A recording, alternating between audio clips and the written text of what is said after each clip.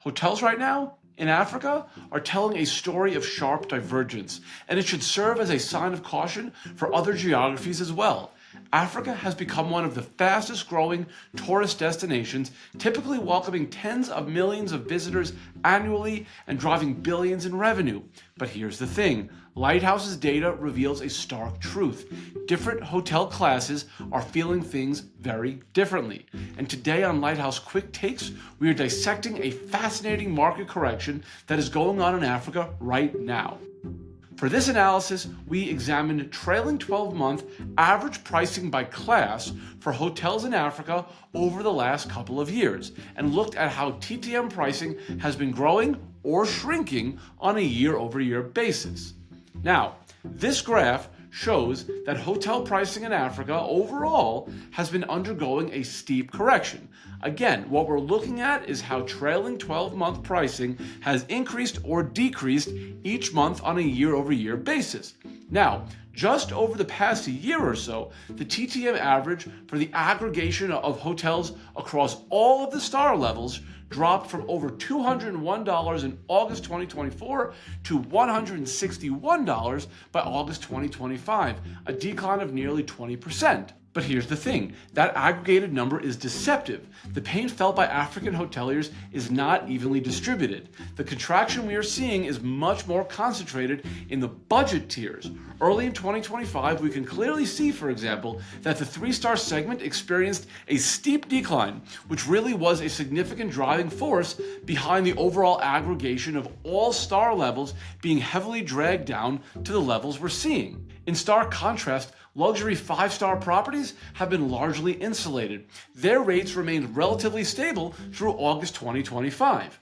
For much of the period shown here, the year-over-year growth was actually slightly positive, only edging slightly negative by August 2025 at negative 1.1%. So what we see is a clear two-speed market, where luxury hotels are generally protecting their rates while the mid-range is collapsing. So what's the impetus for this radical divergence? What I see is a phenomenon driven by a chasm between the luxury and the mid-range customer base. The 5-star market appears more insulated from the volatility because a significant portion of its customers come from resilient international feeder markets like North America, Europe, and the Middle East. These are travelers that book high-end city stays and exclusive safaris. They are paying in hard currency like the US dollar or the euro. The global population of high net worth individuals continues to prioritize these premium, exclusive experiences, allowing 5-star properties to maintain pricing power. Mid-range hotels, on the other hand, rely more on a customer base that has been financially squeezed. The African middle class, which fuels a significant proportion of this hotel segment, is under severe pressure from high inflation and currency volatility.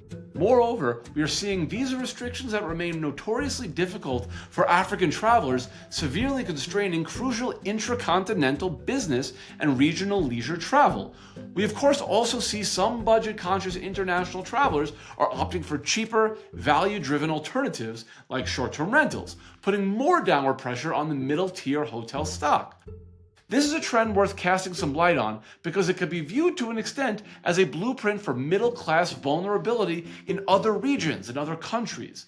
An industry that marginalizes its middle segment can lose its resilience because if a global recession causes even a temporary pause in luxury bookings, a travel sector that sacrificed its volume base will have no stabilizing demand to rely on. The key is to invest in and market to your local and regional customer base.